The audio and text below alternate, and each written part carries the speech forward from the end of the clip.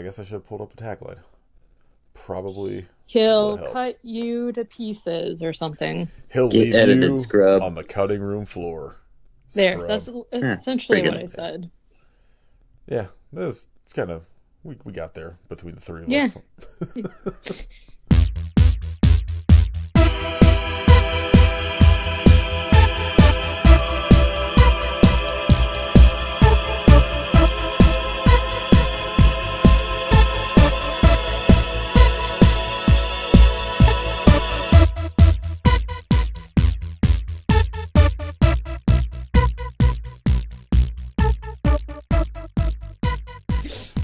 This is episode 292 of IP Suffer. What's the name from this movie? I'm Bella. I'm Bella. I'm one of the Bellas. Fuck, I also don't know any of the names. Like, for You can be- Kit's the something. guy from Human Centipede. You can be Claudio, and I'll be Claudio.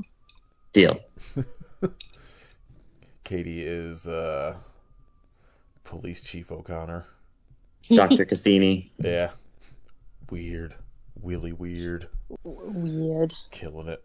We're gonna talk about 2014's The Editor. A banger. Absolute banger. Slaps. It's so good, so stupid.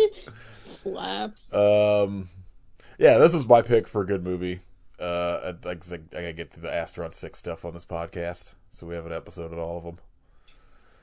And it's a banger. This is probably my favorite actual Astron 6 release. And Okay. I think it's very funny. I think they do a very good job of making a real / stupid Giallo. And it rocks. The end. Adam Brooks just fucking absolutely killing it in this movie. Like him and Matthew Kennedy are just like completely unhinged, and then Connor Sweetie just doing the fucking most. His constant blinking when acting is so funny. Yeah, what everybody else. I know Kid had seen this before. I think this was Katie's first time watch. It surely was. Okay, Kit, what's your take on The Editor before we get to Subsoda talk? So I didn't realize this movie is 10 years old, and I watched it 10 years ago. Yeah. Oh, Still fucking bangs. Super good. bang, slaps. Adam Flip. Brooks, just looks like a 70s Italian guy. Yeah, he's Dead it's ringer. the perfect casting in this movie. Yes. Some incredible running fucking gags throughout. The constant slapping. It's like slapping women A man before making out with them. A man Like, slapping a man. Imagine that. Imagine that. That scene's so fucking funny. Katie, what did you think first time watch?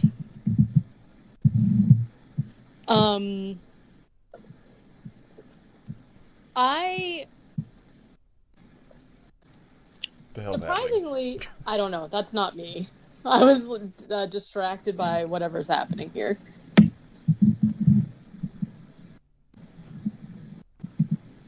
Hey, Kate's I don't having know. Microphone trouble again. Yeah, that's okay. Does that mean? Yeah, I think so. What is it doing?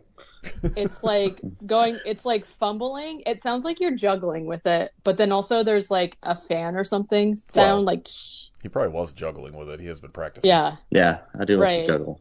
I think that probably you shouldn't do it when we're recording though, Meh. if that's okay with you. I don't know what the fuck's going on with it. It sounds okay right now, so I don't know. Surprisingly, I wasn't really sure what to expect with this movie, even though I, of course, am also I love Astron 6. But because it's like a parody, I found it very funny. I think it goes without saying that the lighting and the music and stuff in it, because it's emulating the things that I like about Giallo movies, was awesome. The script is, of course, so fucking funny. Like, I laughed out loud multiple times, which I like wasn't really expecting to. Like I thought I was gonna think this was just fine, but I really liked it. It's like their comedy is just like so perfectly like my kind of comedy that like I don't know. It's just like I think yeah. they do like a really good job of like being very, very specific with the giallo jokes, while also like keeping it in their sort of like vein. Yeah. I got it on right now, and it's the scene when they're they're doing the fucking car chase at the end, and they both just like get out of their cars that are like flipped over after driving off a cliff, and they're just like both fine. So what I like loved about this movie too is that like I would say like obviously it is a parody, so the whole thing is like funny or whatever, but like the first like half of the movie I find is like kind of serious, right? It's just like people are mistreating Adam Brooks's character. Like pretty much everybody is being a piece of shit to him, and he's just like going through his life like down on his luck or whatever. And then the last half of the movie just goes like really batshit crazy for like pretty much no reason. And it's like every time something happens, I was just like, huh? Like what? And then the very ending, of course, Perfect. was just like very insane too. So I don't know. It's very, very funny. The like special effects obviously in it are also really good. So yeah, like we're not gonna do regular like scene by scene notes as we usually do. We're just gonna kind of talk about it. So I did take some notes on just things that I found funny or whatever. But All right, yeah, let's try this gross spiced Coke. yeah. What's it spiced with? I don't know. Not like Oh, I think the stuff oh. from Dune. Spiders. Yes, spice. Oh no. Spicesters.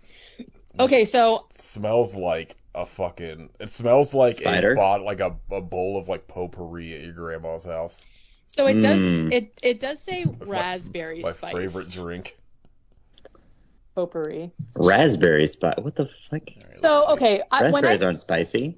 when I saw them Are at the they? store, I was like really confused because I was Ugh. like, didn't we have spiced Coke for Christmas? And so that's why I didn't buy it. And then Nathan was like, no, it's different. And I was like, why are they doing a spiced drink in the spring? But now I do see it does say raspberry. It has an immediate taste of raspberry and then kind of just like an aftertaste of like raspberry Spider. flavored medicine. It literally it tastes like what a where's the spice? Bath and Body Works smells like. This tastes Sounds to me awful. I'm not into this. you know those like jars of like hard candy that you get during Christmas? Yeah. It tastes specifically like the bumpy red one, which is raspberry, but like almost as if it's been sitting on the counter for a couple years. A bunch of these like flavors, they're always like I have like an immediate like the immediate taste. I'm like, this isn't that bad, and then it's the aftertaste is fucking terrible. The aftertaste is spiced, but I now agree with the potpourri. Like this literally does taste like what you would imagine potpourri would taste. It tastes the way potpourri smells. This is what Dune's all about. I'm not in. Yeah. They got fuck the spices. Get rid of the spice. Let the spice go. Like this isn't the worst thing I've had, but like I'm No, confused. I mean, it's just not good. It's like not seasonally appropriate, which I think is what bothers me about it. I don't give a fuck about that. I just want them to make a flavor that's good. Hard pass on spiced Coke. Yeah, If anybody wants the rest of this, come get it. I agree. It's not my favorite. It's better than the Peeps Pepsi though. Gross. Woof. All right. Let's talk about your notes. Okay. My first note is, honey, I'm in our home. Okay, so one of the things that I want to, like, if somehow you're listening to this episode and you don't know what a giallo movie is, do you want to kind of explain No. kind of like some of the stereotypes of it? Like, we talked about I mean, like, the thing very specifically that the movie does that I think they do really well in the spoof aspect of, like, a giallo is, like, nothing makes sense. And I think most of the dialogue is, like, dubbed, like, redubbed over. Yeah, Not ADR everybody's themselves. like, so I know this is a movie kind of like had an issue, like, with The Void, where, like, they just ran out of funding, or funding dropped out, or whatever, like, as they were making it.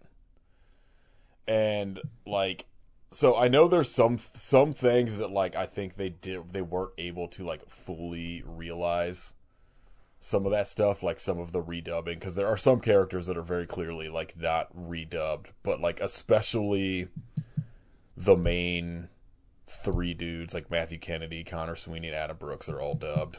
yeah. And yeah, for the most part, it's just like I feel like what they do is they use for the comedy effect of just, like, almost every time you think something's gonna happen, it's like there's, like, a left turn in, like, what is happening on screen in the story that makes, like, it makes it to where, like, by the time you get to the ending and, like, the climax with, like, Matthew Kennedy's character as this detective realizing that he's crazy, where you're just like, oh, so like, I don't know if anything in this movie actually happened. Right. And it's, like, a perfect, like, giallo ending where just, like, it really makes no sense, but also, like, it kind of does. It rocks. And it's just, like, I really love the turn that, like, there isn't one killer in the movie. It's just, like, a bunch of people that were doing these killings. like as a one, It's a bunch of unrelated murders. Like, I like at one point, like Matthew Kennedy's character is just, like, talking to like, Adam Brooks, like, at the end, I think, after you realize that, like, Paz de la Huerta's character was, like, doing some kind of weird satanic ritual. Yeah. And he's just like, well, what about, like, this death? And he was like, oh, well, like, Connor Sweeney told me he did that because he was getting cut out of the movie. And he's just like, it's like the detective just like, yeah, I knew that guy, like, murdered him. Yeah.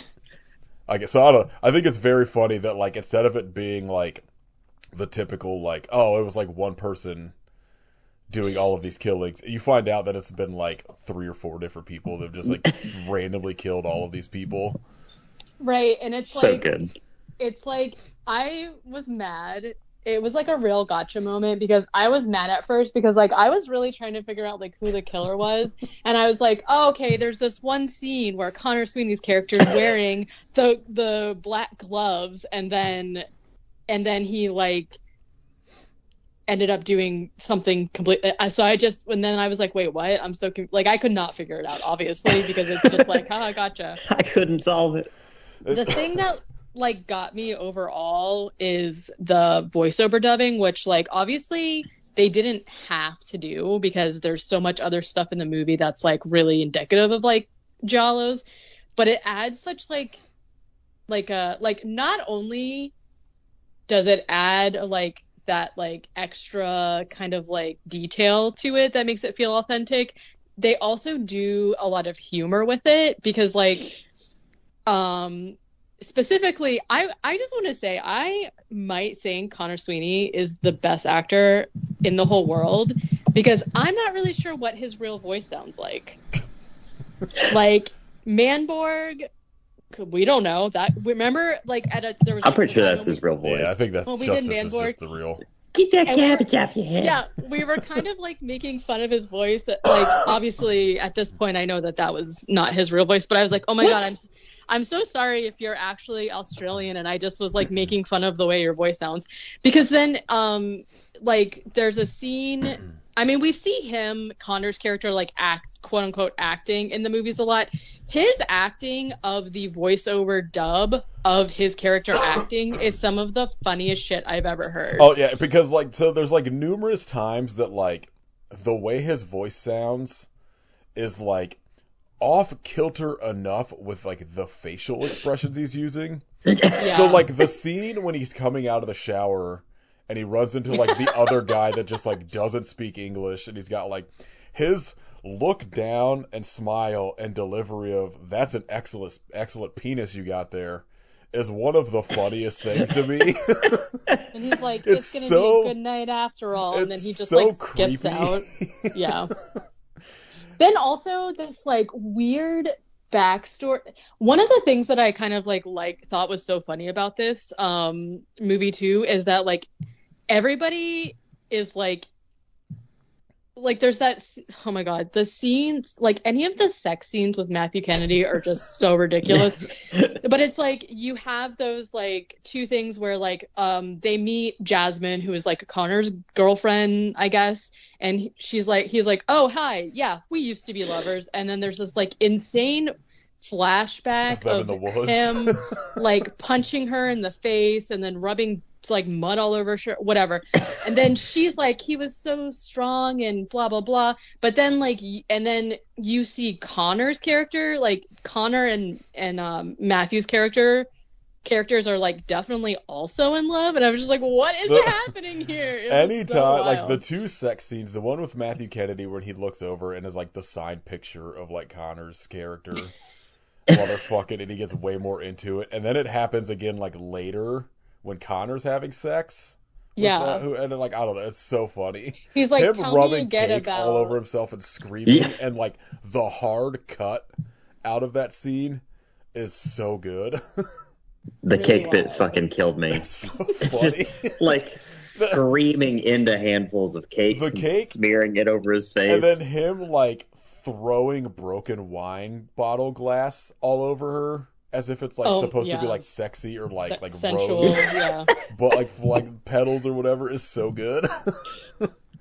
So like I mean like general plot is like Adam Brooks plays Ray Ciso, who's like an editor on these for this director who makes movies called like The Cat with the Velvet Blade and shit like that. Very very perfect Giallo name. Oh, it's so good. And there's all these like fake posters that like I desperately want in the background for all these movies. And it's like, I guess taking place in the 70s, maybe 80s, question mark. It's like, there's no time period put on it, but like, because it's like Giallo inspired, like everything feels like it's the 70s.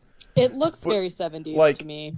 Yeah, like, but like, there's I don't know. Every once in a while, there's things that I'm just like, is this supposed to be taking place like modern time? And the idea is just like they have not progressed. I don't know, but there, you know, so like I just kind of take in that it's supposed to be the 70s, but I also sometimes can't tell. And like he, you know, Ray Ciso works for this director as the editor, but he had a mental collapse in the past and chopped off his fingers, like the ends of his fingers. So he now has to wear these like wooden fingers while editing, and it's like fucked up his career. Amazing. And all of these murders start happening on the set, and Matthew Kennedy plays the detective that's coming to try to solve these murders, and then it's just like a bunch of like insanity ensues. So it's like it's just very simple, like Giallo murder mystery that just goes off the rails almost immediately. Let me see here. Okay, yeah, let's see. Connor's voice acting, amazing. Oh, Claudio, one of my favorite. Here's an example of a line in the dialogue that's like, maybe not funny, but for some reason I found hilarious, where it's like him and his girlfriend. So like he's like the lead actor, and he's like watching his performance or whatever, and his girlfriend's like trying to sleep with him, and he's like obviously not like really interested. And he hears something and he like freaks out, and he says, I hear old studios have ghosts, and I'll be damned if I let myself see one. it's so funny for no reason. I don't know. My absolute favorite line of dialogue in the entire thing is towards the beginning when Ray comes home and Paz de la Huerta plays his wife, Josephine, who used to be like an actress, she was well known for doing all these like giallo movies or whatever with the director in the movie, and for whatever reason like gets fired and like it's just become like essentially just like a drunk that's just always at home.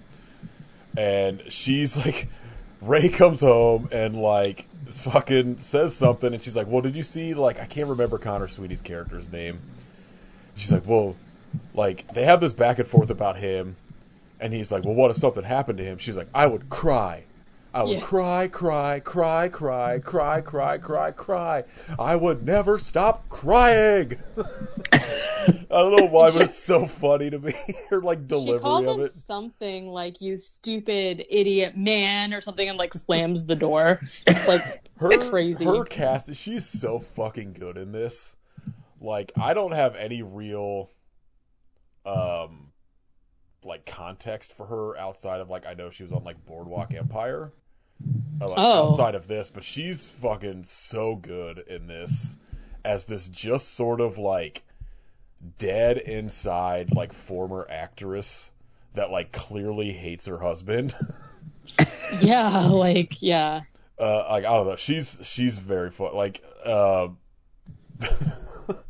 like anytime her and Ray just like interact, I don't know, it's so funny. Like he's like burns those clothes in the fucking sink later in the movie, like the bloody clothes, and she's like, what do you think, burning clothes is gonna fix the plumbing?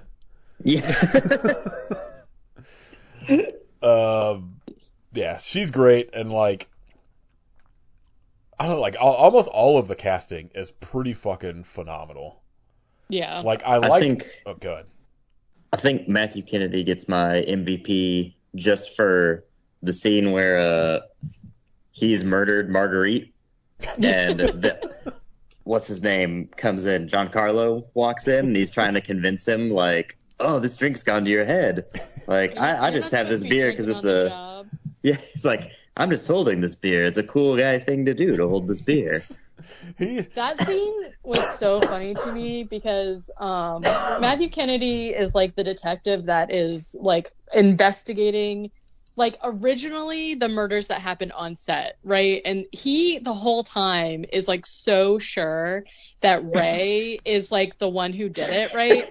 And so he is like at his house, like with his like wife or whatever. She has gone blind from walking in and discovering the bodies. Blindness. And he and Matthew Kennedy is like disgusted by the way that she looks because her eyes are like all crazy or whatever. And she's like, you know, I need like comfort or whatever. So I think this is the scene where like he's like not really into her, but then sees that picture of Connor and they like have sex or whatever. And then afterwards, the killer breaks in and is like holding her behind a door. And Matthew is like, can you see the killer? Is it Ray? Again, she's blind. She's been blinded. And so he starts taking an axe and like cutting through the door to try and rescue her. Shot that but then for the real. killer... It's a real axe actually swinging at... Really? Yeah. That scene God. and the chainsaw. The chainsaw is real. Wow, no thank you. They talk about it in, I think, the audio commentary where Adam Brooks is like, I gotta say, trying to act with a live chainsaw with Connor holding it in front of your face, not pretty easy. Scary. Yeah. And Fucking so, hell. he's like swinging the axe to try and break down the door, and then the killer just like moves his wife's face into the hole, and he just like axes her. And he's like, oh no, and like he feels sad, obviously, right? He's like, oh no. And then another detective comes in and he's just like, he immediately tries to like cover it up, and it's so funny. He's holding the axe. All of his like, it's like the killer got away. All of his interactions with Giancarlo are so funny. But especially like him in that scene, being like, "Good boy, like one day you'll make it as you might be able to make it as a cop." And he's just kind of like, "I already am." He is a cop. He's like wearing the cop's uniform, and he's just like, "You'll make it someday." And then would like Giancarlo just like goes undercover as the new editor for the studio. Oh yeah. And He's like, telling me things about movies that I never knew. you know, like, you've never even once mentioned an Einstein movie to me. Oh, so speaking of the movies, like Oh, I yeah, don't oh, yeah. remember who I was going. they're I wanted to talk about like the fake movies in it. there's like one scene where they're talking about some actress. I can't remember who it is, but then Connor goes, "What is she in? I've seen every movie in the world." I like that when he comes in with like the new, like, this is what, like, I guess it would make it have to be this taking place in like the 80s, because it would be sort of like towards the end of the like giallo boom, and like they mention, like, they're like, oh, like, you know, like they bring him like a VHS recorder or whatever. Oh yeah. And like, oh, yeah. and he's like, at one point he comes out and he's like, you know, like, I finally got all this film out of here, but it's all like black. I don't understand. Yeah, so I love like all of the footage they show of the movies they're making with like Connor and like whoever else ends up being in it acting with him, and especially the one where like they go to, I think, like the Jazzercise fucking thing, and they like rip the lady's face off and then just like put it back on.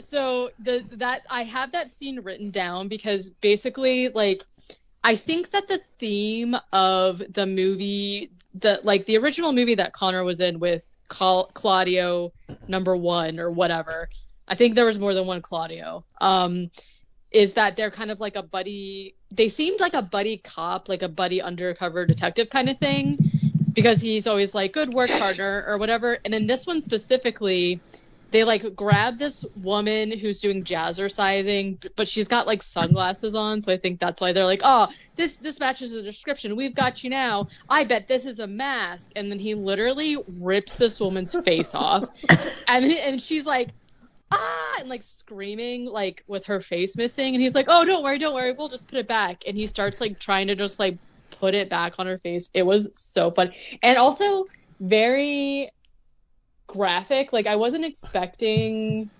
it.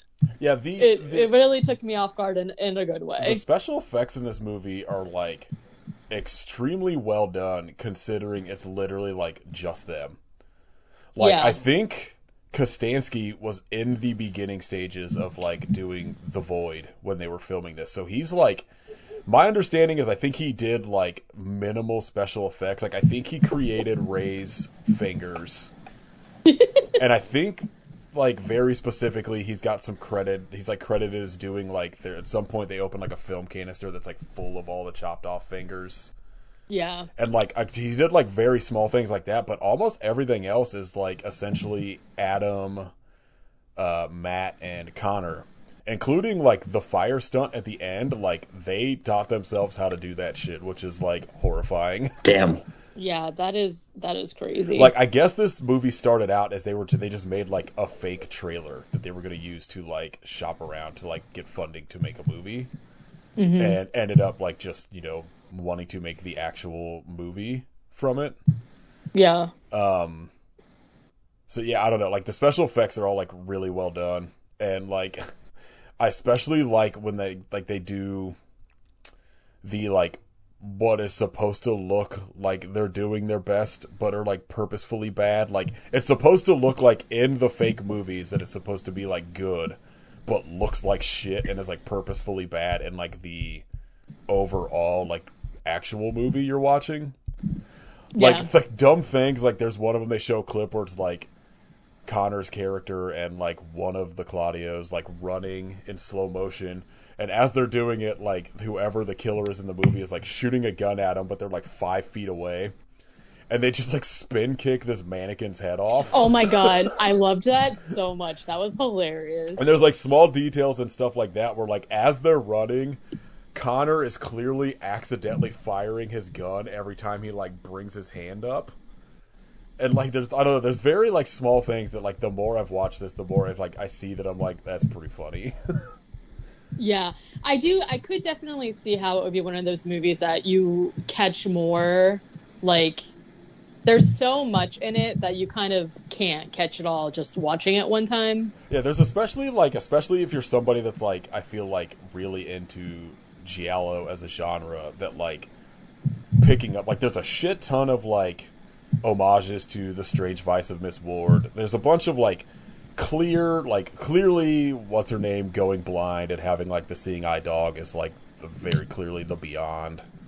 Right. At some point, like I forget who it is. I feel like maybe it's Matthew Kennedy, maybe it's Adam Brooks. I forget. One of them's reading a book called The Three Mothers, which is like the Argento thing. Like, so like there's a lot of stuff to like pick up on if you've seen a lot of these movies that are like very clear like direct references to some of those movies. Yeah. One of my favorite scenes toward the beginning is Ray outside smoking on his balcony when the cat walks up. Mm-hmm. And he's like, "Hey, hairy little man, you out here thinking about killing yourself too?" It's like, well, let's just say we saved each other tonight. That cat was so cute. I was like, that's got to be somebody's cat. The way he's just like holding it. I forget they talk about the cat in like the behind the scenes thing, but mostly all I remember is like there was supposed to be more dialogue of like them mentioning that like he takes in the cat and like adopts it or whatever. So like you see it more in like their house, but like a bunch of those scenes kind of got cut. The scene at the Chinese restaurant when Matthew Kennedy comes running in and slaps Josephine is incredible. That whole scene is so fucking funny.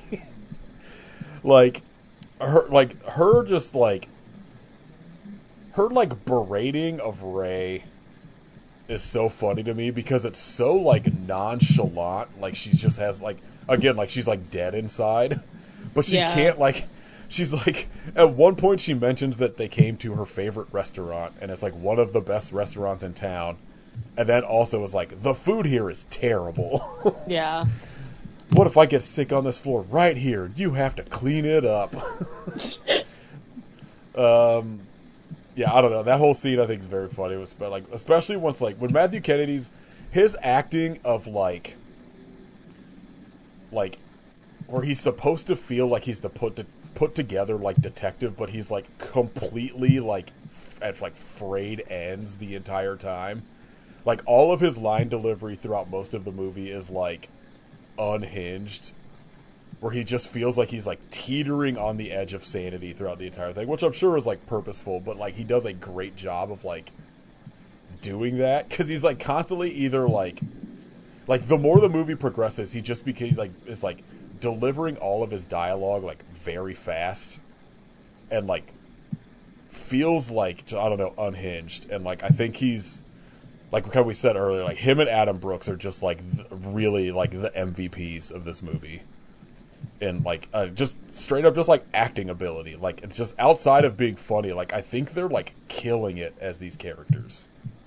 Yeah, and I mean they also have like really strong chemistry together because like most of the movies that I've seen from them, it's like always different people being the main characters, and so like I personally haven't seen Matthew and Adam like act together, but I don't think really.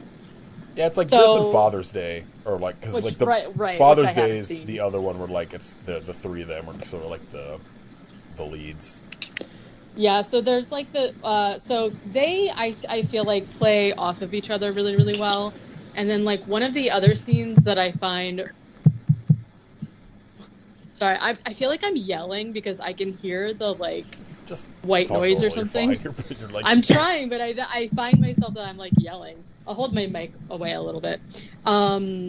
There's a scene where, and this is like a perfect example of like the dubbing issue or whatever.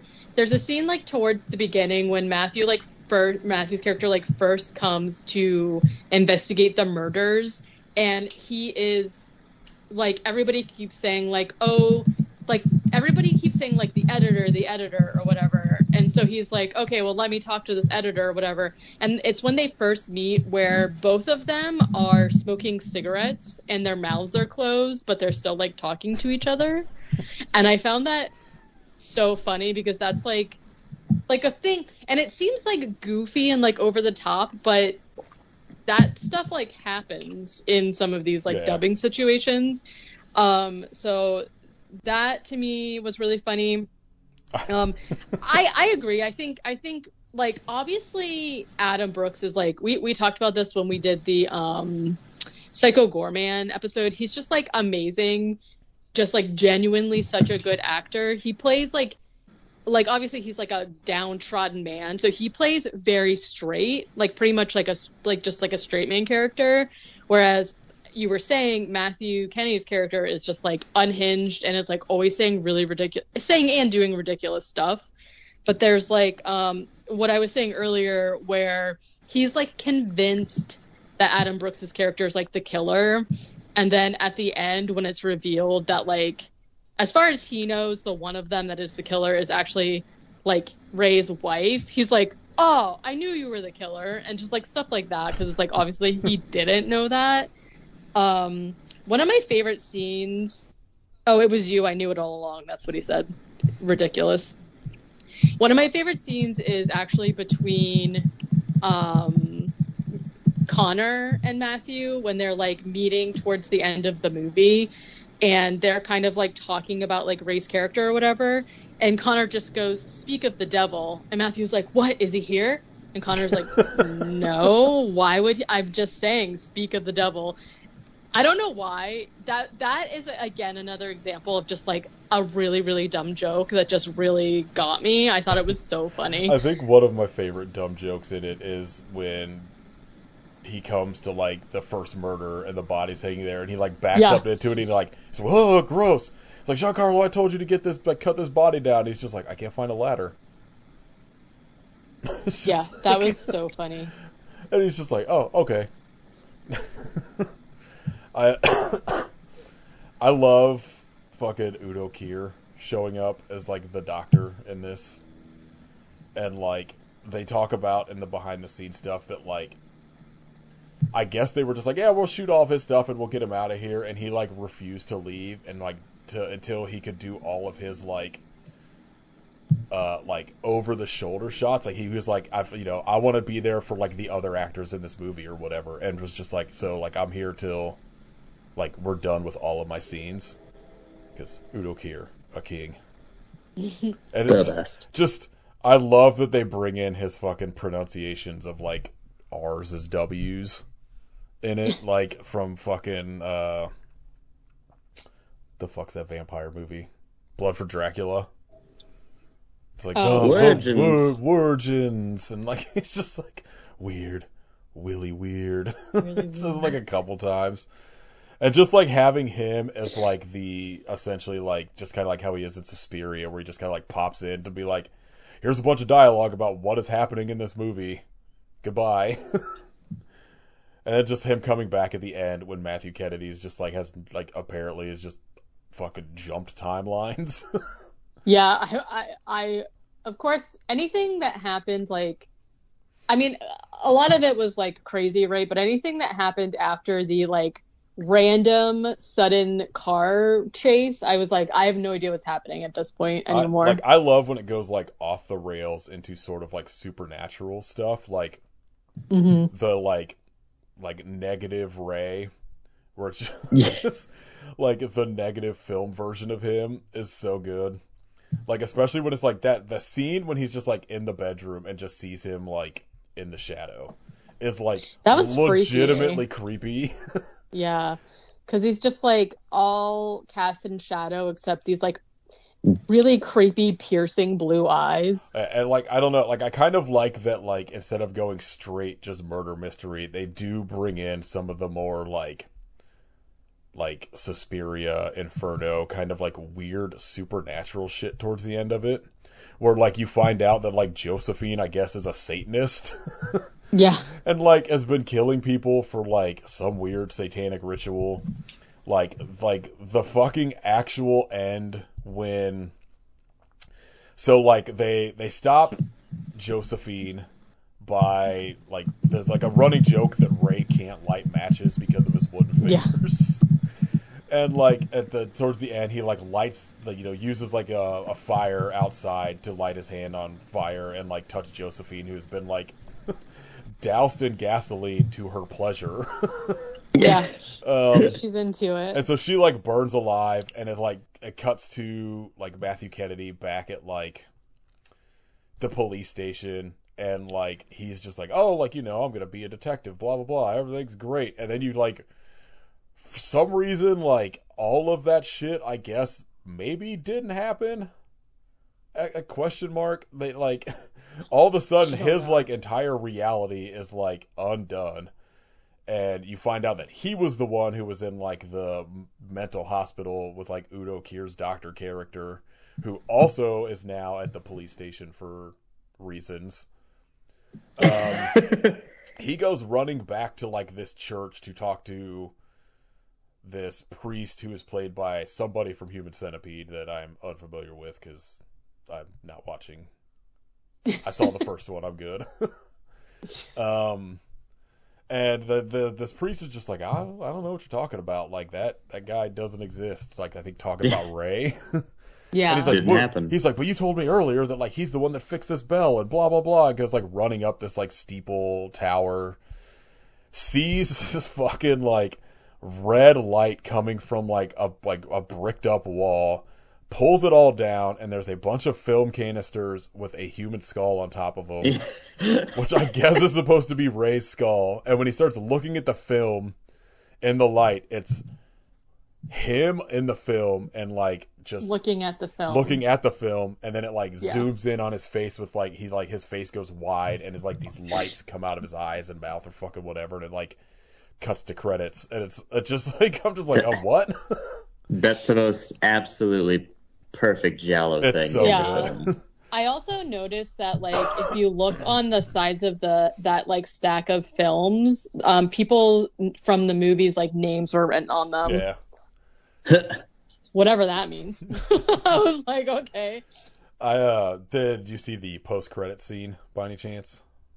No, Tubi does that thing cuts where out.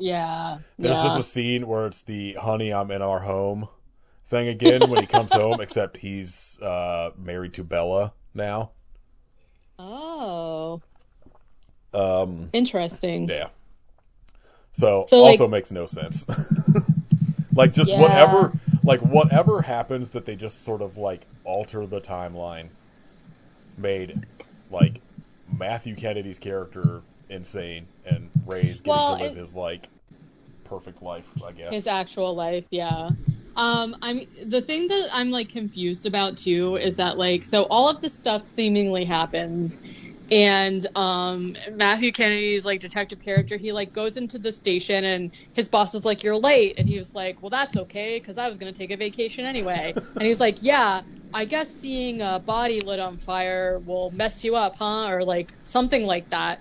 And then he's just like, yeah, if you like, you need to go talk to the doctor. And he's like, why? And he was like, well, if somebody dies, like, you have to go talk to the doctor. And this is like when all the weird stuff happens where like Giancarlo comes in and then like the doctor comes in, and he's like freaking out. And also we forgot to mention that like in the standoff with Josephine, Matthew Kennedy loses his fingers in the same way that like Adam Brooks's character has no fingers. And so I don't really know what any of it means. I'm just pointing out like it's like weird because like his boss references the thing that happened that now maybe didn't happen. Like, I'm not really sure. Yeah, who knows? Yeah, like it's like Kit said, it's like a perfect like makes no sense ending.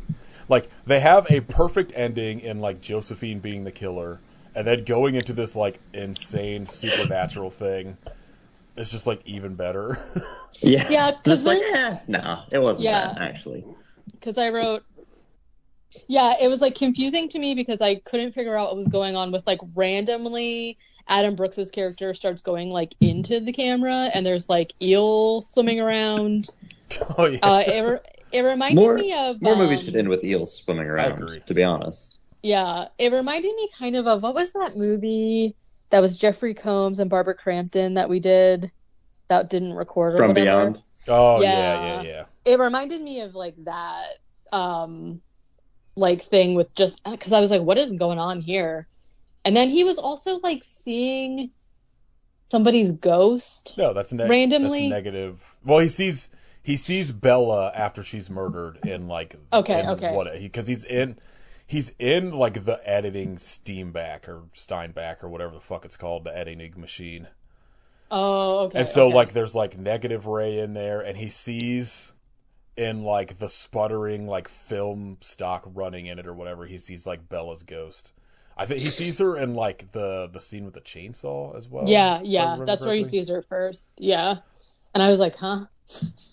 Like Very weird. their interactions are so good as like this clearly in love with each other, like two people, and then like but like he's just stuck in his rut of like the life he hates, but like won't Yeah. accept it. Like I don't know, I feel like they both interact like really well in this, especially considering I think like a lot of their stuff is shot like separately. Like anytime they're not directly, I think, on screen together, a lot of it is shot where it's like her, like, you know, shot like at different times. Yeah. The magic of editing in the editor. There you go. I guess like the cars and the car chase, like they had like one shot to actually shoot the car chase and do all that stuff. And like we're just like the day of, like one of the cars was just like not working, and they were just like, well, let's see what happens, I guess. Like so much of this movie seems like it was so dangerous to film.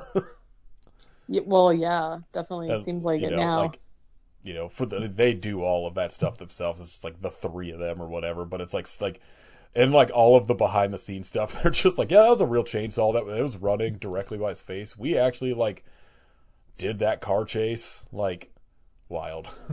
Like We should all learn to light ourselves on fire. well the scene where like Connor like is chasing him down when he's just like Ray is just like running down the street. Like he talks about, he was like, I was terrified of driving that car at him. Because he was like, that's just that I'm driving that car as he's running down the street. Like that's just us filming that. Just every movie should be as dangerous as possible, in my opinion, to film. Agreed. They should all be, every single stunt should be Tom Cruise in Real? Mission Impossible. I mean, what are you even doing if you're not doing that, Yeah, you know? you're not using a real gun in all of these scenes. What could go wrong? Yeah. Yeah. You're not shooting fireworks at a helicopter Yeah. flying above a bunch of children? I'm sorry, you're telling Come me on. this movie is called Texas Chainsaw Massacre and that chainsaw's not running with a blade on Right. it? Come on. Weird. Yeah, I don't know. Anything else on the editor other than it rocks? No. Nope, it rocks. I guess what's everyone's favorite death in the movie? If you had to pick one.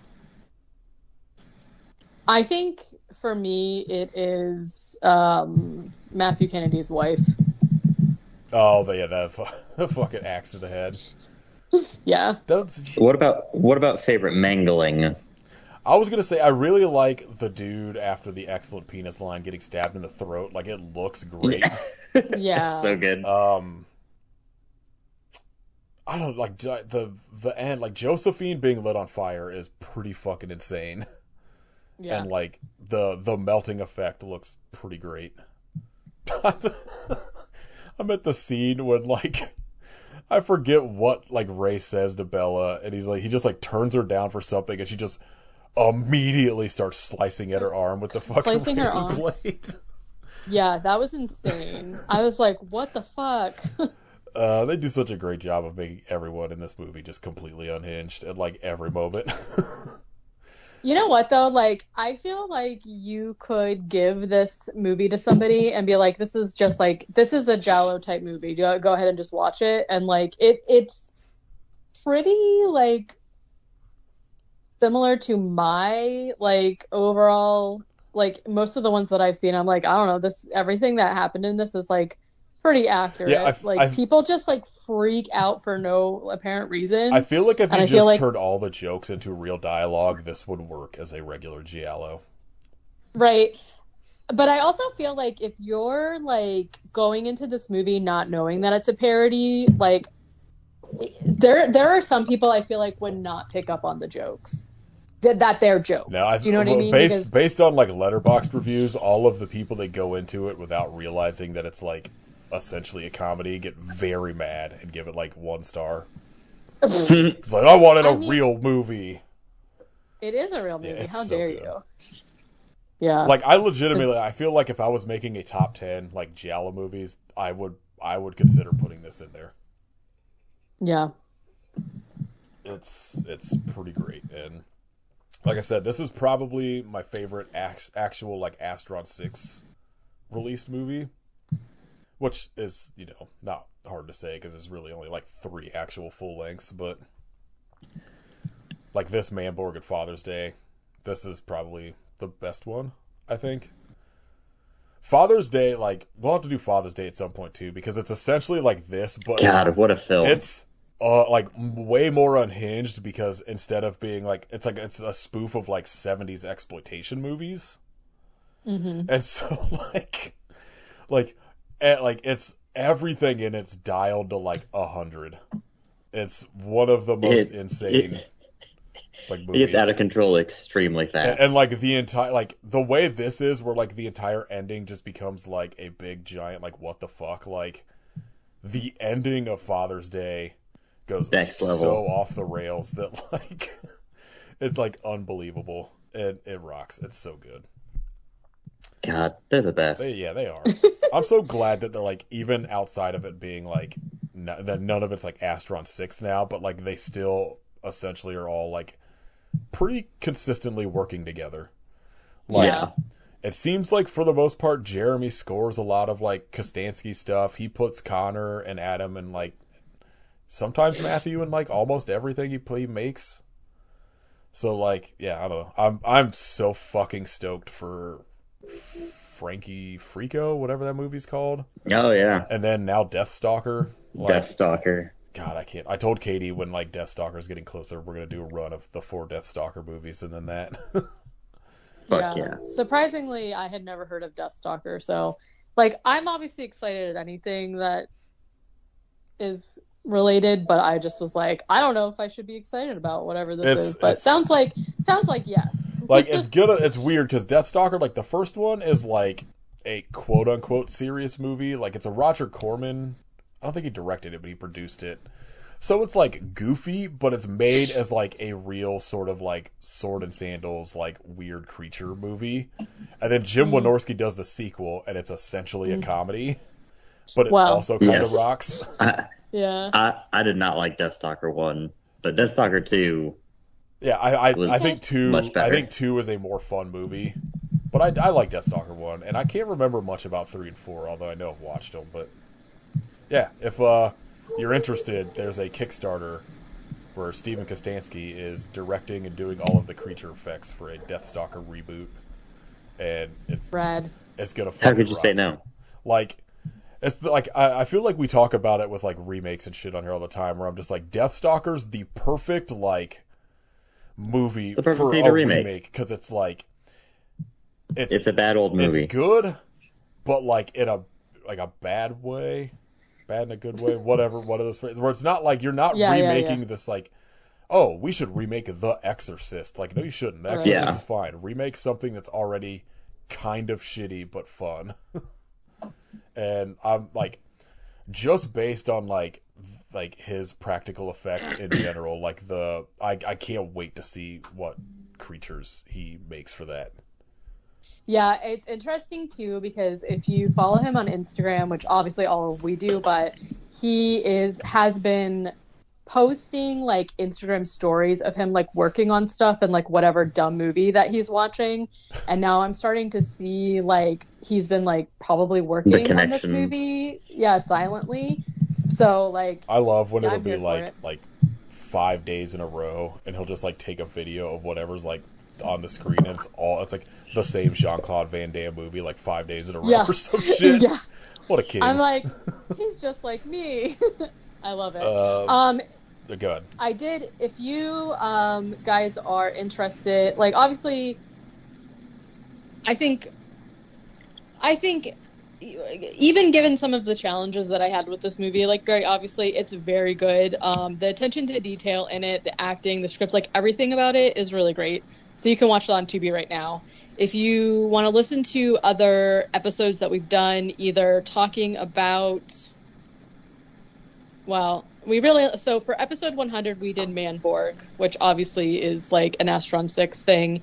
Episode 155, we did Cyborg with Stephen Constanti as a guest, and then we also had him on a guest Scanner Cop 2. episode for Scanner Cop 2, which is episode 238. And I feel like the fact, like, as I'm learning more about this Deathstalker thing, I feel like the two movies that we've had him on talking about kind of encapsulates, like, oh, it makes sense to me that he's doing this. It's the most perfect, like, collaboration between like a director and I think like source material I could imagine. Obviously we also did that like screener episode on Psycho Goreman, and then we did a run of I always forget he did Leprechaun Returns, which we also did obviously when we did all the Leprechaun movies. Yeah, we did The Void, and then we did The Void. We also did Day of the Dead, the first like 6 episodes maybe he was a part of, and we ended 4. Okay, so our timeline is actually like very full of Stephen Kostanski and or the other guys. But yeah, we love them. Yeah, my goal, like I really at some point, like we'll do Father's Day at some point, like for sure. But I also would like to do an episode on like the Astron 6 like shorts. Yeah, because they're all pretty awesome. And then they did Divorced Dad. Oh yeah, Divorced Dad. That's what I was gonna say. I want to do Divorced Dad at some point because that show is fucking bizarre. I love the Christmas commercial or whatever. Christmas or whatever. Yeah, I love it. That's like one of my favorite things. I think it's in. Is it VHS 84? That Kostanski's got the short end that he like. Yeah, I think is doing the infomercial. I think so. Yeah, I like that. It's like really good too. 84 or 94, I can't remember. It's like one of the more recent ones. And then he's like, I think he has a segment in one of the ABCs of Death. I think it's 2. Yeah, that's pretty fun. So yeah, nothing but love for our kings. We stand. One last thing that I wanted to comment on, and this is just like solely for me because I can't not notice it now. The reason that I was like, okay, so you said with the the VHS, like maybe this was in the 80s. And the reason that I was thinking 70s too is because like, obviously Giallo, their clothes, like Adam Brooks specifically, but then also Connor looks like exactly like somebody who would have been in like a 70s porn with like his blonde hair. They like wing it out and stuff. Then there's also like the quintessential like granny square blanket, like granny crochet blankets, like in everybody's house. And I was like trying to look because I was like, I want to make that one. I want to make that one. And so I'm just saying, like, I'm here for props. If anybody wants to commission a blanket for their weird Giallo editor blanket parody, if anybody needs an editor blanket, hit me up because I am down for it. But I just love attention to detail because that again is something like a machine cannot crochet a blanket. Somebody did that with their hands. And so the fact that those kinds of like small things get added to like the backgrounds of stuff just like really like says a lot to their like authentic, like wanting to make it like an authentic looking movie. Like I think that a massive amount of this movie was shot in a warehouse. Yeah. And like I believe I can't remember exactly specifically who, but I know one of their parents did a shit ton of like set design on it. Oh, okay. Like so like when they talk about this movie and like the behind the scenes stuff, it's like it's very clearly a like tight knit group and like of just the, you know, the Astron 6 crew and then like family members essentially that like got this movie made because like one of their dads essentially built like a shit ton of the walls to like make rooms in this warehouse for scenes. like I'm assuming a lot of the decoration is just shit that like they They have have. laying around. Yeah. And it's, I don't know, like Well- it's one of those things that like, as far as like independent kind of made like cinema goes, like the attention to detail, like you said, it's like it's pretty fucking incredible how much like set design, costume design, just everything went into this like what is essentially just like a dumb spoof movie, A you joke know? movie. Yeah. I was gonna say like essentially that. Like I feel like it's one thing to just like make a parody, like a parody of something, but and we've kind of like talked about this before, where it's like more of like it's a parody, but it's still done with so much care, and you can tell that like they care about it. Yeah. You know, it wasn't just like, haha, here's a dumb joke. It's like every aspect of it. Yeah. Father's Day is the same way, because Father's Day is also one that takes place like in the 70s. But like they also go as far as to like have essentially like film grain like happening the entire movie, so it looks like you're watching like a just beat up like film reel that's been in like the back of someone's car for a year as they drive it from like drive-in to drive-in. And like so like I mean Manborg's the same way. Like their attention to detail and like immersing themselves in these like genre films that you know, for like what essentially just turns out to like just be like comedy movies is like pretty commendable. Yeah. And the cat, very cute. Somebody give me more info on that cat. What's going on there?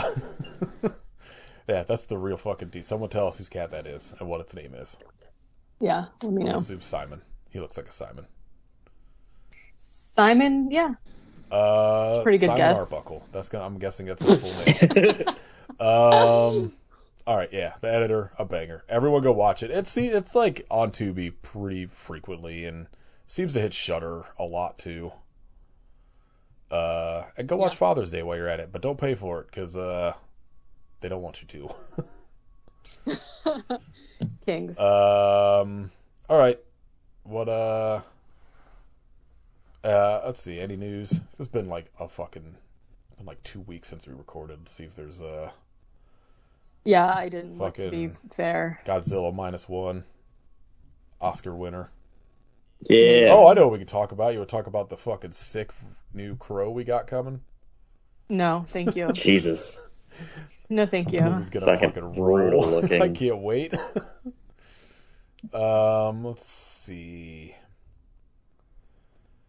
Don't care about an update on the Exorcist sequels. Ghostbusters. I will say one thing about the Crow remake. It's gonna rock. I find it offensive, to be very honest with you. I feel I've seen the sequels. It's not gonna be any worse than those sequels, I'm assuming. bring back Edward Furlong. I agree. No, you know, this is the thing. I think Bill Skarsgård is good casting. I think his character design looks like shit. I'm telling you, it's the worst thing that I've seen since that like Joker, Jared Leto Joker. And like I know at this point it's funny because it's like that's what everyone's saying, but that was like my immediate. He just looks like a SoundCloud rapper, which is a bummer. Terrible. But like my group text, we were having a fucking conversation about like how they should do a literal like song by song cover of the original soundtrack, but it's like Post Malone doing fucking like oh my god, please. Dead Souls by Nine Inch Nails and shit. Like get like 100 Gex doing the cover of The Badge. I'm in. Give me it. It's just it looks so like I don't give a fuck about The Crow in general. Like it's like the first one's fine. The sequels are all pretty terrible. Like I had like even in like before, outside of I think Bill Skarsgård being like I think he'd be good casting because in my headcanon, which would probably like you know Brandon Lee was like ripped and shit, but like I feel like the playing Eric Draven, he should be like a nerd, right? Who like only gets the power to fight back through this fucking weird crow bullshit. And I feel like Bill Skarsgård is like a good casting for that, but then they just put like the most insane, like no one, like I guess people do have tattoos like that, but like I don't know, it just doesn't look. It looks like shit, but also doesn't look realistic to me, you know? No, yeah. Although They should have Sting in it. I do. Instead. I agree. I agree. Why not just have fucking like Sting from the Police in Sting's makeup? Yeah. I'm here Katie, for you want it. to talk about animated Twilight? You know, I'm in. I think it's smart. I think it's a smart way to go because you can. I think that what we've learned from obviously rewatching and or watching the movies, like they've got a lot of issues. One of the main issues for me is that a lot of the quote unquote vampire powers look so goofy and shitty at this point, and I feel like one of the ways that you change that is you just make it animated because you can do whatever you want for animated stuff, right? And then you don't have to like really like obviously there's going to be probably like issues with people not liking voice actors that they pick or like whatever, but like you're not trying to recast characters who have become beloved. They should do like the Scott Pilgrim one and like get the entire cast from those movies back now that like most of them are actually good actors. I agree. I think that's definitely the way to go. Like, I obviously like not all of them are probably going to want to like reprise their roles or whatever, which is like Michael Sheen in fine. there. But Kit, have you seen what Twilight movies did you see? Just the first two, I think. I felt like for some reason you like jumped to the end and watched the last one for some reason. No, that is all still Michael a mystery Sheen to me. has one of the most unhinged laughs yeah, I have ever heard It's when he great. sees the fucking child in it. Hold on, let me see. I'll play it for you. you're gonna love it. Here It's we really go. good.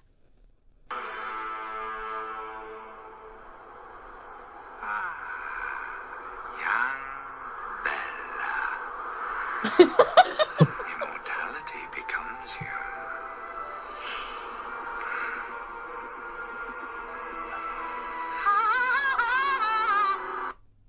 Perfect. What the fuck? I don't think they told Michael Sheen anything about the movies, and I think he just showed up and was like, I'm gonna do whatever the fuck I want. I mean, and it works Smart. too. Yeah. Is the best part. So yeah. I don't know. I don't know any more details as far as like what kind of animation it's going to be, what the actual story is going to follow or whatever. But I do feel like making it animated is this Bella. Those movies. They should Bella is puppets. alive. They should. That's what, like, honestly, make it all puppets. Yeah, Puppet Twilight. You would love But it. yeah, I think it's a good choice, honestly. So What's the last movie? Oh, Brain Scan. All right. Kit, what'd you watch in the last, like, 2 weeks? Not a whole lot. I watched Dune Part 2, and then a movie called Sexy Beast, which has Ian McShane, Ben Kingsley, and Ray Winstone Should have just as watched. a bunch of criminals doing a bank heist, and it fucking You rips. should have watched that Nice. Sexy Beast TV show Netflix did where people were dressed up in the elaborate furry animal costumes. I watched that one. We watched like a couple Pretty good. episodes, and I was like, "Well, I got all I'm gonna get out of this." Katie, what'd you watch? okay. I watched the original Dune for the first Hell time. yeah! Not really sure what happened Wait, in the the movie. David Lynch one? Yeah, Oh yeah. That's the really banger. unsure. I love Kyle MacLachlan, obviously, so Also got Sting. love him. Okay, Yep, so True. this was like really actually funny because like we didn't realize that it was Sting at first because he's like very young in the movie, right? And I was like, yeah, Joke's did you on know He that was probably Sting? like 40 when they filmed that.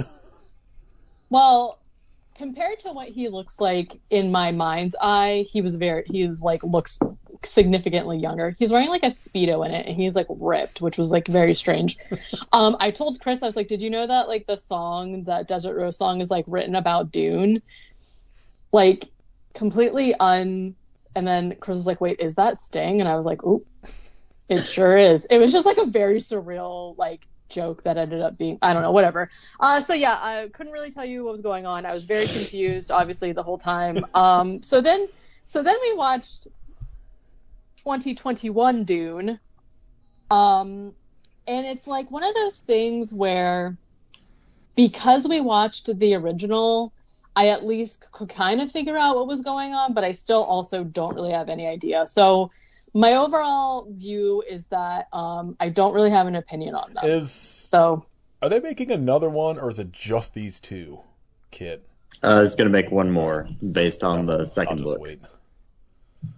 Because I really want to see the new ones, but I'm just like, I don't know, I'll wait till they're done. Unless they just do like a fucking Peter Jackson thing where they're like, what if we turn another story from this into 6 movies? Yeah. I also, we were really disappointed because in the first one, the bad guy is like this big, fat, gross, like, he floats in this one, but he was like flying around kind of like bibbly bobbledy, you know, being all goofy, and then he's like very serious in this one, which like obviously makes sense, it's a serious movie, but I was like, why isn't he being all gross and ripping out guys' hearts that are wearing like bondage outfits? And I don't know, the aesthetic was off for me, I think, is the problem, because it's one? like, or the new ones? No, in the second one, because it's like serious, like obviously I don't know that you also, I don't know, I think I'm gonna have to say that like I feel like the pacing of the new movie is like better, obviously, because they're like splitting it right into 2 movies, so it makes more sense. But I feel like I missed how like fucking like, obviously the David Lynch one is fucking weird because it's David Lynch, but like I liked bizarre. The aesthetic of it better because it's like one of those movies that, like, I mean, obviously it happens with, like, sci-fi-ish movies a lot where it's, like, futuristic but looks very, like, dated, old and not futuristic. You know what I mean? Right. So, like, I feel like there was, like, a certain amount of charm to the original one that you lose in the new one, but the new one's, like, a more real movie. Like, I love the David Lynch one, despite it, like, being a fucking mess. Yeah. But, like, I don't know. I have love for that movie. Because it's just makes no sense and, like, looks insane. And just, like, the only way David Lynch could, like, do. I'm going to also just say that, like, it's neither here nor there. But for me, I do not really care for Timothée Chalamet very much. So that was, like, another thing. But like, it's whatever. I really don't have like strong opinions either way. No, we just were like, hey, let's do, because okay. And then I have been just having such a weird couple weeks, so I just like started rewatching Regular Show as my like whatever, and I'm enjoying it because it is also really fucking weird. So I watched like 4 seasons of The Traitors since the last time we recorded.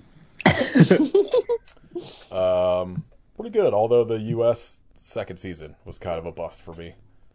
Boo. Australia is maybe the best one so far, I think. Because they clearly don't give anyone enough time to do the challenges. And it's very funny. Like, everyone just seems so panicked in every challenge because they're like, you have to get literally like climb down a fucking cliff, grab this silver, and then climb back up. You have 3 minutes. Oh my god. Yeah, the American one, they always give them enough time where like every challenge they finish with like 10 seconds to spare or whatever. It's like, fuck the off. Australia one, like every challenge, you're like, holy shit, like no one could do this in 10 minutes. But the thing that the thing I like about the Australia and UK ones is it's all regular people. So you don't have this sort of preconceived notion that, like, going into the second season of the US one felt like that I really like better. Because, like, I don't know, the fucking, like, everybody came in on the second season of the US one where it's just like, I'm from Survivor, I'm from, like, the Real Housewives, and then just, like, Yeah. They all suck. it basically immediately turned into, like, all of the people from, like, Bravo versus all of the people from, like, game type reality shows like Survivor and shit. And it just kind of, like, was not as interesting as I felt the first season of the US one was, when it was, like, half reality stars and half regular people. Yeah. So, Yeah, because I feel like also like they do that. This is like not exactly the same, but kind of the same, where like the baking championship shows that I would watch, like there's a bunch of like Christmas cookie Yeah. challenge, baking, whatever. They started doing that where like in the beginning it was still a mix of like people who bake and have a business versus like home bakers, and it's still a mix of that, but it's gotten to the point where it's like some of the same people are on like the different competition shows, and I feel like it gives you in some ways like an unfair advantage because you've done the challenges on like coming on to be on a TV show sounds very scary, and like if it's somebody's first time, I feel like you're at a disadvantage for somebody who's like been on a reality show before. so there's like things like the current, like, season 2 of the UK just started hitting Peacock, but like for some reason instead of dropping the whole thing, they're doing episode by episode, which is killing me. Yeah, But I you hate that. find out, like, in, like, episode 3, there's, like, one of the ladies is on there, and they reveal that, like, her son is also one of the dudes in the competition. And you're just like, Oh. what the fuck? So there's, like, weird shit like that happens in these ones when it's just, like, regular people that, like, you don't really get, like, cool reveals because it's, like, you're just like, well, I know this person won Survivor twice, and this person was, like, been, like, a Real Housewife for Right. 15 years, like, whatever. You'll get, like, these, like they'll choose like this like an 80-year-old lady that everyone loves as a traitor, and they're always just like, this person clearly couldn't be a traitor, and then they'll cut to them and they'll be like, I can't fucking wait to murder this person. You're just like, this rocks. What a perfect show. I would 100% suspect that the 80-year-old woman was a traitor. Well, like Yeah. like in the Australia one of the guys that gets picked for a traitor is this guy who is like the longest held hostage in Australian history. And then once he finally got out, became a hostage negotiator, where I guess he was like kidnapped by like Somali pirates or some shit and held for over a year. Oh my god. And so like he's just like completely calm and collected all the time, and like kind of like unsuspectedly gets pointed out as a traitor, and it was like somebody just went on like a whim and it just like spiraled and he gets like found out.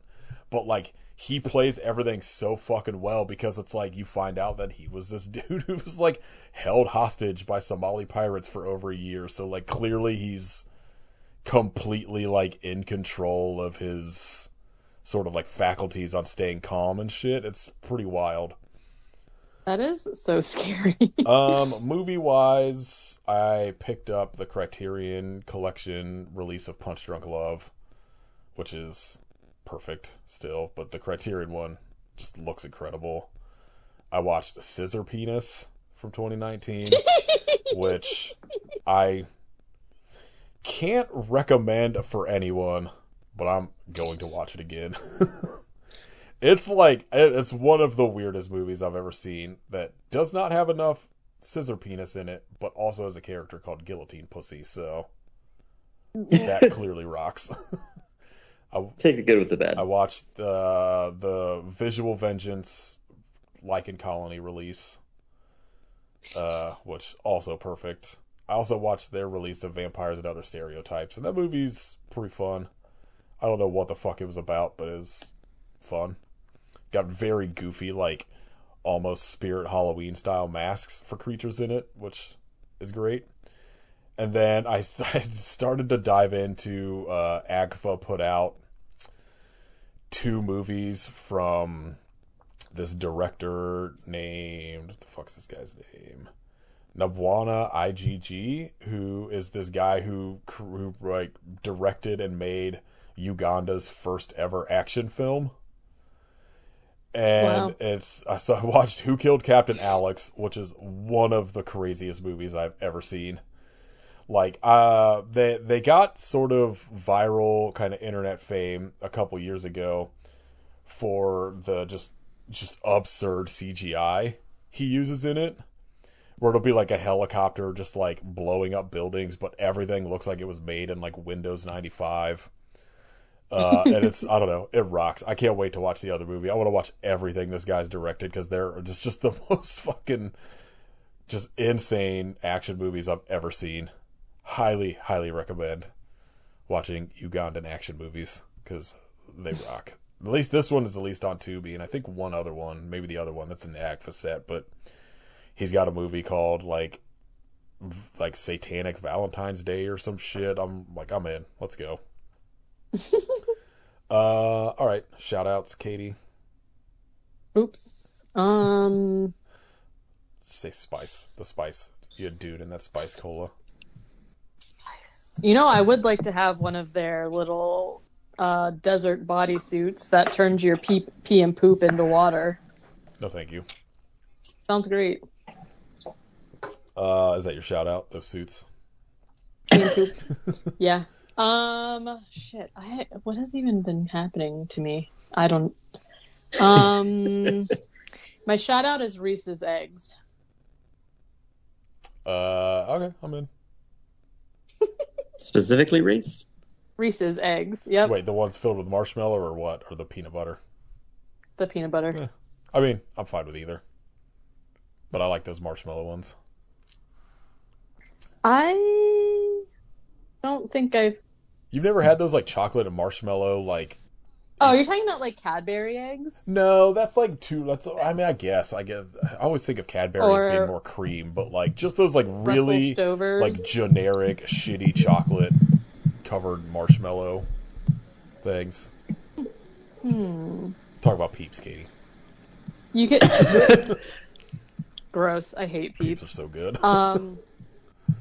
I cannot stand Peeps. I do like the Russell Stovers, which might maybe be what. Probably. There's like I don't like. There's so many companies that just make like the generic like shitty Easter candy, but I love Easter candy. there's some company like some vegan company that makes like just little like square things of just like marshmallow covered in chocolate that I'm like obsessed with now because I haven't had those in fucking forever.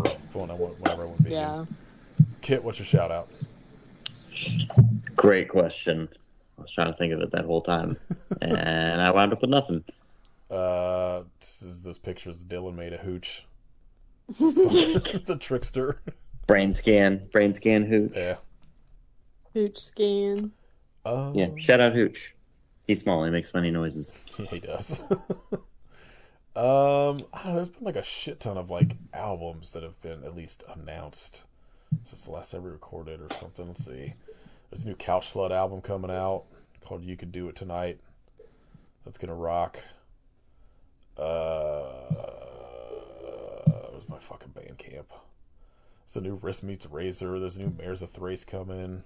New Zayo. Well, sort of new. Is a live thing they recorded in like 2020 or some shit that they're finally releasing. New enough. Yeah. I've been really into The Sound of Animals Fighting, released like a live album. That's fucking really good. I don't know. Shout out Snacks. Snacks. Everybody loves Snacks. Amen. Anti-shout The out. editor's still playing, and it's when Connor Sweeney's doing the fucking like fake sex scene in the movie with the blind woman. He's like clearly grossed out by it. He's like, "Oh yeah, that feels good." All right, Kit, what we do next week? Do y'all have Hulu? Yes. Yes. Predator. Okay. Hell yeah. Oh. I'm Okay. watching Predator 2. I'm not sure if I've seen the whole thing, to be honest, so this will be interesting. It's good. It's the best. Predator's a better movie, but I have like a weird fucking like love for 2 that like puts it over for me as my favorite one in the franchise. because it's just, I think I saw 2 first, maybe. I don't remember. It's got Gary Busey in it, so obviously it's perfect. Yeah. Well, yeah. And very cool And Bill guy, Paxton. Robert Davi. Director of the Hunter Biden movie. Woof. All right. Well, we're watching Predator. Ooh, is stoked. Hooch is up. Yep. Yay. There he goes. All right. If you'd like to support us, you can join our Patreon at patreon.com/IPSufferPodcast. We're going to have, or before this comes out, we'll have our episode on 1994's Ticks. Will be out. Yeah. Which, Ugh. rude. So yeah, you can join our Patreon, listen to that. It's going to be apparently differing opinions. You can, I don't remember what the fuck else the way you just say. You can leave us a rating and review on iTunes and Spotify. You can follow us on Instagram at IPSufferPodcast. You can follow Kid at Hidden Kids 3 and Kitchification of Blood. You can follow Katie at Werewolf Face and join Katie's Patreon at patreon.com/werewolfface. You can listen to other podcasts named K Movie Club. All right, everybody, prepare to get predatored. There's gonna be so many fucking Schwarzenegger impressions next week. Oh yeah. Wait, Katie's got to do the entire episode as Arnold. I will. It'll be like a good version of that band with the dude that tried to kill his wife. Which one? Austrian Death Machine, is that what the band was? Yeah. The dude from As I Lay Dying. Has a Oh, Arnold yeah. Schwarzenegger themed terrible band. Still making albums. Oh yeah, they're going on tour. Oh my god. Love to see it. That's very weird Love to me. cancel culture being real. Yeah. Who will they try and kill this time? Like, fucking sort of completely off topic. Do you think that dude ever gets married again? Like, could you like fucking fathom somebody marrying him? Yeah. Yeah. People marry like murderers and attempted murderers all the time, knowing what has happened. They That's are true. also insane, and Oh, they'll yeah. be White like, people are the best. yeah. Also, look at how horny I was gonna everyone say- is for I was Ted gonna Bundy. say, serial definitely- killers these days. Yeah, definitely a white woman, and he'll either be like, "Oh, I didn't actually do that. I was like set up," and she'll be like, "Okay," or she'll be like, "I can fix him," and it's, Yeah. girl, I don't know. I'm built different. He Yeah. wouldn't hire a hitman to try and kill me. Yeah, exactly. Metal's the fucking worst. Yeah, Real dumb. yeah. All right. I hope you are the editor. Why? I hope you have an excellent penis, but why? Ooh.